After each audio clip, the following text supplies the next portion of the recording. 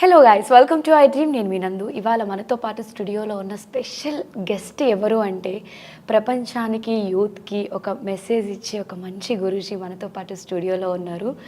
యాక్చువల్గా కృష్ణుడిని ప్రేమించిన వాళ్ళు ఎవ్వరూ ఉండరు. ప్రేమ అంటేనే కృష్ణుడు, కృష్ణుడు అంటేనే ప్రేమ. మరి శత్రువుని కూడా ఎలా ప్రేమించాలి అనేది మనం కృష్ణుడిని చూసి నేర్చుకోవచ్చు. అటువంటి కృష్ణుడి గురించి మనతో ఎన్నో విషయాలు షేర్ చేసుకోవడానికి మనతో పాటు ఇస్కాన్ టెంపుల్ నుంచి ప్రణవానంద గురూజీ ఉన్నారు. ఒకసారి ఆయనతో మాట్లాడదాం. నమస్తే గురూజీ. హరే కృష్ణ. నమస్తే అండి. ఎలా ఉన్నారు? బాగున్నా, మీరు ఎలా ఉన్నారు? నేను కూడా చాలా బాగున్నా గురూజీ.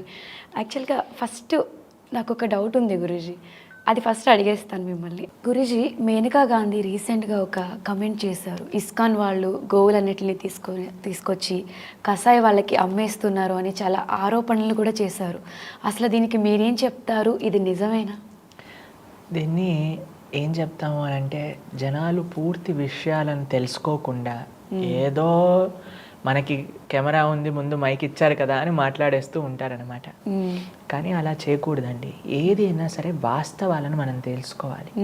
మనకి ఏ ఇస్కాన్ టెంపుల్కి వెళ్ళినా సరే, ఏ ఇస్కాన్ గోశాలకు వెళ్ళినా సరే, అక్కడ ఎంత బాగా ఆవులు చూస్తారో వెళ్ళిన ప్రతి వాళ్ళకి తెలుసు. ఎందుకంటే మా ఆశ్రమంలో 100కి పైగా ఆవులు ఉన్నాయి. అందులో పాలు ఇచ్చేవి 4-5 ఉంటాయండి అంతే. మిగతా వాటన్నిటిని ఎంత బాగా చూసుకుంటారంటే మాకు అప్పుడప్పుడు అనిపిస్తుంది, అసలు ఎంత బాగా ఆవై ఉంటే బాగుండేది కదా, ఇంత బాగా సేవ చేసుకుంటారన్నారు అని అంటుంది అనమాట. కాబట్టి ఎక్కడ మనందరం కృష్ణుడి యొక్క ప్రేమికులు గోవుని కూడా అంతే ప్రేమిస్తాం కదండి. కాబట్టి అందుకే ఇస్కాన్ వాళ్ళు 100 కోట్ల పరువు నష్ట దావాని వేశారు మేనకా గాంధీ పైన అనమాట. కాబట్టి we are strictly against her allegations. ఆవిడ ఎప్పుడు, ఎందుకంటే ఆవిడ చెప్పింది అనంతపురం ఇస్కాన్ గోశాల గురించి అనమాట. అక్కడికి వెళ్ళి అక్కడ ఉండే అథారిటీస్ దాన్ని సర్వే చేసి అసలు ఇక్కడ అలాంటిది ఏది జరగలేదు అని చెప్పారనమాట. సర్వేలో కూడా ఇంకా వాళ్ళు ఒక నోటీస్ని రిలీజ్ చేశారు, మేము చాలా ప్రౌడ్గా ఉన్నాము వీళ్ళు చేసే సేవ గోవులకి అని.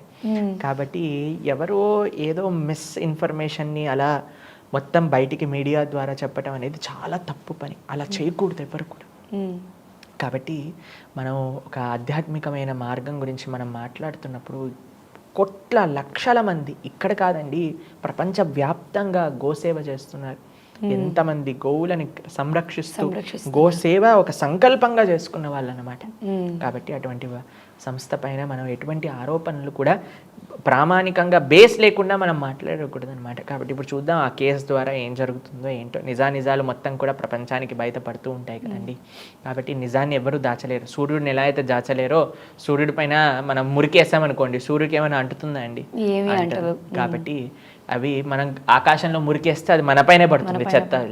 కాబట్టి అలాంటి పనులు చేయకూడదు. భగవంతుడి పైన, భగవంతుని నమ్ముకున్న వాళ్ళపైన, భగవంతుడి యొక్క మార్గాన్ని ముందుకు తీసుకెళ్తున్న వాళ్ళపైన మనం చాలా గౌరవంతో ఉండాలన్నమాట. కాబట్టి ఇప్పుడు చూడండి మీరే, ఇంటర్నెట్లో వాటన్నిటికీ రిఫరెన్సెస్ అన్నీ కూడా మన ఇస్కాన్ వాళ్ళు పెట్టారు. తర్వాత ఆ పరువు నష్ట దావాన్ని కూడా వేశారు 100 కోట్లది. బట్ ఇప్పుడు ముందు తెలుస్తుంది ఏంటి నిజాలన్నీ కూడా బయటపడతాయి. కాబట్టి మన గోశాలలో గోవుని ఎంత ప్రేమిస్తారంటే అంత. మా గురువు గారు చెప్పారు ఏంటో తెలుసా, భగవంతుడికి ఎలా సేవ చేస్తారో గోవుకి అలా సేవ చేయాలి అని మా గురువు గారు మాకు చెప్పారన్నమాట. కాబట్టి మా అందరికీ ఆశ్రమంలో ఉండే వాళ్ళందరికీ చెప్పారు, ప్రతి వారం ఇన్ని గంటలు తప్పకుండా గోసేవ చేయాలి అని మాకు నియామకం చేశారనమాట. కాబట్టి మా ఆచార్యులు, మా గురువులు అందరూ కూడా గో సంరక్షణ కోసం సంకల్పం చేసుకున్నారు. మేము కూడా అదే విధంగా ముందుకెళ్తున్నాం. గురుగారు, చాలామంది ఇలాంటి పిచ్చి ఆరోపణలు చేస్తూ ఉంటారు. హిందువుల మీద ఏదో ఒక బురద జల్లడానికో, ఆ టాపిక్ని డైవర్ట్ చేయడానికో. But end of the day మనకి నిజం ఏంటి అనేది మీరు అన్నట్టు ఇప్పుడు నిజాన్ని ఎవరు దాచలేరు, అది బయటకు వచ్చేస్తుంది. మన ఇస్కాన్ గురించి కూడా మాట్లాడుకుంటే, అసలు ఇస్కాన్ అనేది కూడా మనం విదేశం నుంచి అడాప్ట్ చేసుకున్నాము అని అంటారు. దాని గురించి ఏం చెప్తారు? విదేశీ సంస్థ, అంతర్జాతీయ సంస్థ, దీనికి తేడా తెలుసుకోవాలి. విదేశీ సంస్థ అంటే విదేశీలు తయారు చేసిన సంస్థ, అంతర్జాతీయ సంస్థ అంటే ప్రపంచం అంతా ఉన్న సంస్థ. కాబట్టి జనాలకి ఏంటంటే అండి, ఇప్పుడు ప్రపంచంలో ఏ మంచి చేసినా సరే మాటలు అనే వాళ్ళు ఉంటారు, మనకు తెలుసు కదండి. కాబట్టి వాళ్ళందరిపైన మన కాన్సన్ట్రేషన్ అనేది ఉండకూడదు. ప్రభుపాదుల వారు ఎవరండి? మన భారతీయులు. మన భారతీయుడిగా పుట్టి ఆయన ఈ సనాతన ధర్మాన్ని ప్రపంచంలో నలుదిక్కలా వ్యాప్తి చెందడానికి తీసుకెళ్లి భారతీయులకి ఎంత ప్రయత్నం చేశారో తెలుసా? ఝాన్సీలో ఈ యొక్క మూవ్మెంట్ స్టార్ట్ చేయడానికి ఎవ్వరు సహకరించలేదు. అప్పుడు ఆయన అమెరికాకి వెళ్ళి అక్కడ స్థాపించి లక్షలాది మంది అక్కడ మార్చి అక్కడ నుంచి భారతదేశం తీసుకొచ్చి మళ్ళీ ఇంతమందిని. చాలా మంది ఏమంటారో తెలుసా, మీరందరూ డబ్బులన్నీ అమెరికాకు పంపించేస్తున్నారండి. అమెరికాకి మన డబ్బులు అవసరమా అండి? కాబట్టి మీకు తెలుసా, ఇస్కాన్లో ఒక స్ట్రిక్ట్ రూల్ ఉంది. అమెరికా కాదు, ఒక టెంపుల్ ఇంకో టెంపుల్ కూడా డబ్బులు ఇవ్వకూడదు. ఏ ప్రదేశంలో ఉన్న డొనేషన్స్ అదే ప్రదేశంలో సేవగా వినియోగించాలి. ప్రభుపాదులు వారు చెప్పారు, ఇస్కాన్ టెంపుల్ యొక్క రేడియస్లో ఎక్కడ కూడా ఎవ్వరు కూడా ఆకలితో పడుకోకూడదు 5-10 కిలోమీటర్లు. అంటే మనం చూస్తాం, మనకి తెలుసు అక్షయ పాత్ర ద్వారా, అన్నామృతం ద్వారా ఎంత ఇస్కాన్ వాళ్ళు సేవ చేస్తున్నారు. కాబట్టి ఎక్కడైనా సరే ఇప్పటికీ కూడా ప్రతిరోజు సుమారుగా 5-10-50 లక్షల మందికి నిరంతరం కూడా అన్నదానం చేస్తూ అందరికీ కూడా మనల్ని ఇది చేస్తూ ఉంటారనమాట. కాబట్టి మీకు ఇంకో విషయం చెప్పాలా, మాయాపూర్ అనే ప్రదేశంలో ప్రపంచంలో అత్యంత పెద్ద మందిరాన్ని కడుతున్నారు. అక్కడికి ఎన్నో దేశాల వాళ్ళు దానికి డొనేషన్స్ ఇస్తున్నారు. కాబట్టి ఇండియా డబ్బులు వేరే వాళ్ళకి పంపించట్లేదండి, వేరే వాళ్ళే వాళ్ళ డబ్బులు ఇండియాకి ఇస్తున్నారు. మన బృందావనంలో, ముంబైలో, హైదరాబాద్లో, కోల్కతాలో, మాయాపూర్లో కట్టిన మందిరాలన్నిటికీ కూడా డబ్బులు విదేశీయులు ఇచ్చిన డబ్బులతో మనం ఇక్కడ కడుతున్నాం అనమాట. కట్టారు ప్రభుపాదుల వారి సమయంలో, వాళ్ళ దగ్గర నుంచి డొనేషన్స్ తీసుకొని ఇక్కడ కట్టారనమాట.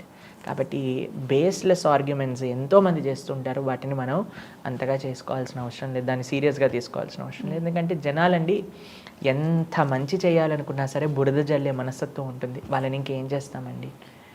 అంటే మంచి చేయకపోయినా పర్లేదు కానీ చెడు చేయకుండా ఉంటే చాలు. కానీ ఇది అర్థం చేసుకునే వాళ్ళు ఎవరు చెప్పండి, వాళ్ళు మంచి చేయరు, మంచి చేసే వాళ్ళని చేయనివ్వరు. కాబట్టి ఇటువంటి వాళ్ళని భగవంతుడే చూసుకోవాలి, మనం కేవలం దండం పెట్టుకోవచ్చు అంతే. ఎందుకంటే ఎక్కడో విదేశాల్లో ఉండి వాళ్ళు మనకి డొనేషన్లు ఇచ్చి మనకి సపోర్ట్ చేస్తుంటే ఇక్కడ ఉన్న వాళ్ళు బురద జల్లుతున్నారు, అది ఇంకా ఆ దేవుడికే తెలియాలి. ఇన్ ఫ్యూచర్లో దీన్ని డెవలప్ చేసి నాకు అనిపిస్తుంటుంది అప్పుడప్పుడు మన పాత సిస్టమ్ వచ్చేస్తే బాగుంటుంది. అప్పుడున్న మంచితనం, ఇప్పుడున్న టెక్నాలజీ పెరగడం అడ్వాంటేజ్ ఎంత ఉందో డిసడ్వాంటేజ్ కూడా అంతే ఉంది. అఫెక్షన్, ఆ ప్రేమ, జెన్యూనిటీ ఎవరిలో చూడట్లేదు. ఆ పాతకాలం రోజులు మళ్ళీ వచ్చేస్తే ఎంత బాగుంటుంది. వస్తాయి తప్పకుండా. జనాలు ఎన్నో రోజులలో ఈ అబద్ధంలో బతకలేరు, కాబట్టి వీటి యొక్క విషయాలు తెలుసుకుంటారు మంచిగా. మళ్ళీ మన రామరాజ్యం వస్తుంది మనందరికీ, అందరూ సంతోషంగా అందరూ ఉంటారు. ప్రపంచంలో ఉండే వాళ్ళందరూ కూడా సంతోషంగా, సుఖంగా, ధార్మికంగా భగవత్ సేవ చేస్తూ ఉండాలి అనేదే మన ప్రార్థన. అందుకే లోకా సమస్త సుఖినో భవంతు, సర్వే జనా సుఖినో భవంతు అని అంటే, సుఖం అంటే ఆనందం కాదండి, సుఖం అంటే ధర్మం, ధార్మికంగా ఉండాలి అనే మనం భగవంతుడికి ప్రార్థన చేస్తూ ఉన్నాం. కాబట్టి తప్పకుండా మీలాంటి వాళ్ళందరూ సంకల్పం చేయండి, సంకల్పంతో పాటు మీ వంతు ప్రయత్నం కూడా చేయండి. ప్రతి ఒక్కళ్ళు కూడా, ప్రతి ఒక్క హిందువు కూడా దీని గురించి పని చేస్తే తప్పకుండా జరుగుతుంది. 100కి 1000% నేనైతే దీనికి సపోర్ట్ చేస్తాను. మా డ్రీమ్ ఆడియన్స్ కూడా సపోర్ట్ చేస్తారు డెఫినెట్గా. చాలా సంతోషం అమ్మా. ఎక్కువ ధర్మ మార్గంలోనే నడిచే వాళ్ళకి కష్టాలు ఎక్కువ వస్తాయి అని అంటారు కాదు, అది నిజం కూడా. అది ఎందుకు అంటారు? ధర్మ మార్గంలో నడిచే వాళ్ళకి కష్టాలు ఎక్కువగా వస్తాయి అంటూ ఉండదండి. ఇప్పుడు చూడండి, మనం ఇప్పుడు ధార్మికంగా ఉన్నాం, మరి మనం ముందు చేసిన కర్మ ఉంది కదా, అది మనకి వస్తుంది కదా. మరి ఇప్పుడు మీరు ఎప్పుడైనా చూసారనుకోండి, ఏదైనా మీకు ఒక ఎగ్జాంపుల్ చెప్తాను. ఎప్పుడైనా మీరు గ్రెయిన్స్ స్టోర్ చేసే స్టోర్ హౌస్ చూసారా? అక్కడ పైన ఒక తలుపు ఉంటుంది, కింద ఒక తలుపు ఉంటుంది. పైనుంచి గ్రెయిన్స్ అని వేస్తూ ఉంటారు అనమాట, కింద నుంచి తీస్తూ ఉంటారు.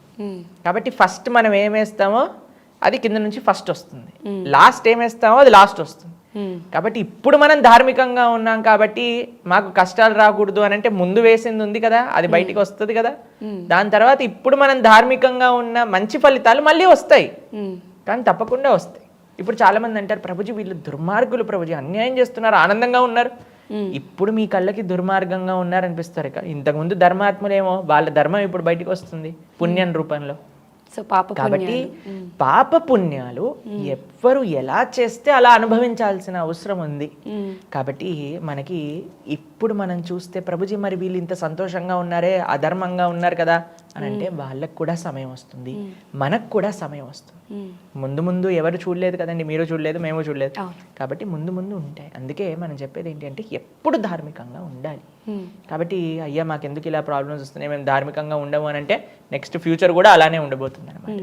కాబట్టి ఏది మంచి ఏది చెడు అని చెప్పడం ఈ ప్రపంచంలో కష్టం. ఏది వచ్చినా సరే అది భగవంతుడు మనకి ఇచ్చే ఒక అనుగ్రహంగా స్వీకరించి జీవితంలో నమ్మకంతో, ధైర్యంతో ముందుకెళ్ళటమే ఒక మంచి ధర్మము అని అంటే. మీకు ఒక విషయం చెప్తాను. మీకు మహాభారతంలో కుంతీదేవి గురించి తెలుసా? పాండవుల యొక్క తల్లి. పాండవులకి ఎన్ని కష్టాలు వచ్చాయండి మీరు చూసారు కదా. అవును. ఎన్ని వాళ్ళని రాజ్యం నుంచి వెలగొట్టేస్తారు, లాక్షాగ్రహం దహనం చేస్తారు, ద్రౌపది వస్త్రాభరణం చేస్తారు, వాళ్ళకి 5 ఊళ్ళు ఇవ్వండి అన్నా సరే ఇవ్వరు అనమాట. అయినా సరే కుంతిదేవి ఏమంటారో తెలుసా అండి కృష్ణుడి దగ్గర, అయ్యా మాకు ఇంకా ఇంకా కష్టాలు ఇవ్వు, ఎందుకంటే కష్టాలలో నువ్వు మాకు ఇంకా బాగా గుర్తొస్తావు అని అంటారు అనమాట. కాబట్టి కష్టము సుఖము ఏంటో తెలుసా అండి, ఎప్పుడైతే భగవంతుడు గుర్తురాడో అదే కష్టం, ఎప్పుడైతే భగవంతుడు గుర్తొస్తాడో అదే సుఖం. కాబట్టి మీరు ధార్మికంగా ఎవరైతే భగవద్భక్తులు ఉన్నారో వాళ్ళకి నిజంగా కష్టము అని అంటే వాళ్ళకి ఆ కష్టం అనిపించదండి. నా జీవితంలో మీకు ఒక ఉదాహరణ చెప్తాను.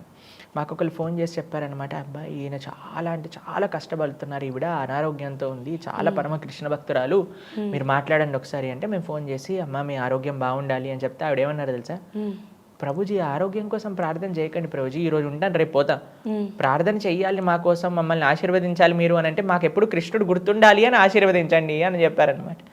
కాబట్టి ధర్మం అంటే ఏంటో తెలుసా అండి, కృష్ణుడు ఏం చేసినా మంచే చేస్తాడు అనే నమ్మకం భగవంతుడి పైన ఉండటం. నిజంగా భగవంతుడు మనకి మంచే చేస్తాడండి. ఎందుకు చేస్తున్నాడు ఏంటి అనేవన్నీ కూడా మనకి సమయం రివీల్ చేస్తుంది. కాబట్టి మనం ధైర్యంతో, ఓపికతో, నమ్మకంతో, ధార్మికంగా ఉండాలి. ఓకే.